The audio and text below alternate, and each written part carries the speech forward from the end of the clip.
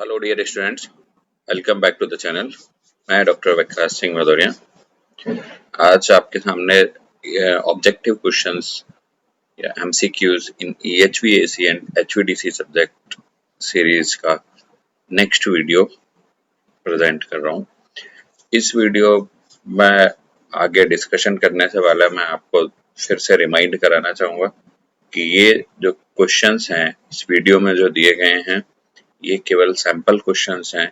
ये केवल आपको एक आइडिया देने के लिए कि इस तरीके के क्वेश्चन एग्जाम में पूछे जा सकते हैं। आप केवल और केवल इन्हीं क्वेश्चंस को पढ़ के एग्जाम में ना जाएं।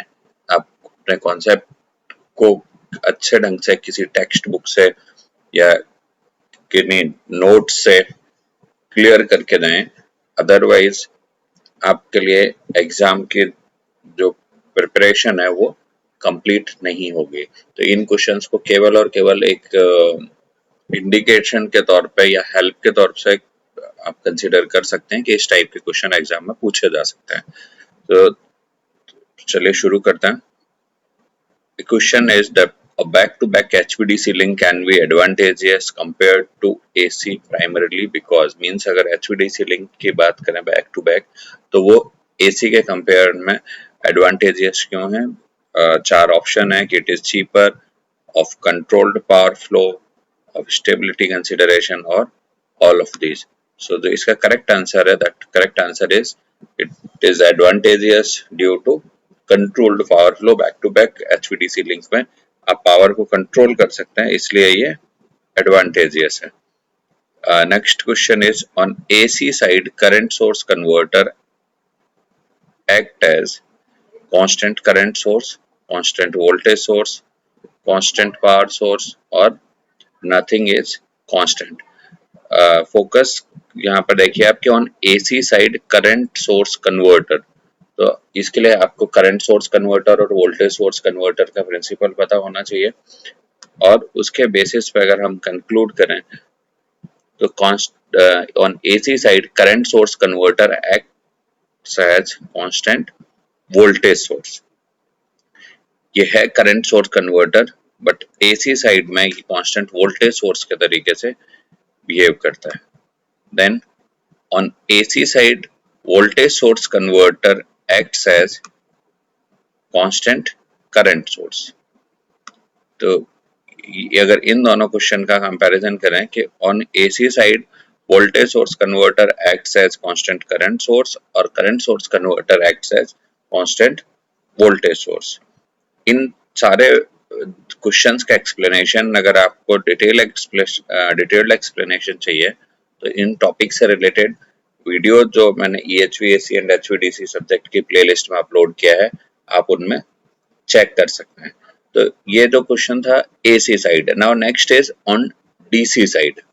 DC side current source converter किस तरीके से बिहेव करता है? कन्वर्टर अगर हम DC साइड की बात करें then it behaves like constant current source. अब देखिए on AC side current source converter acts as constant voltage source but on DC side current source converter acts as constant current source।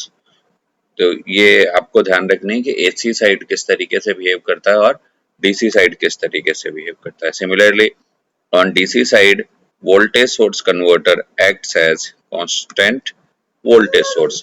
तो जो यहाँ आप इसको इस तरीके से भी याद रख सकते हैं कि जिस टाइप का कन्वर्टर है DC साइड उसी टाइप के कांस्टेंट सोर्स से वो कांस्टेंट सोर्स के तरीके से एक्ट करेगा और AC साइड उसके अपोजिट के तरीके से। इस तरीके से आप इन क्वेश्चंस के आंसर को याद रख सकते हैं। Then harmonics contain in a current waveform of a Graetz circuit are of order of, इसमें n एक इंटीजर है और p पल्स नंबर है। तो जो इसका करेक्ट आंसर है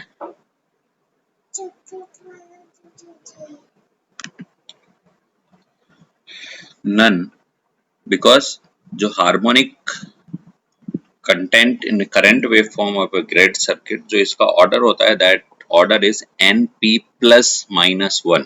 तो इन ऑप्शंस में वो ऑप्शन दिया ही नहीं गया है इसलिए नन है। बट अदरवाइज अगर किसी क्वेश्चन में आपको answer N P plus minus one option मिलता है तो the correct answer will be N P plus minus one.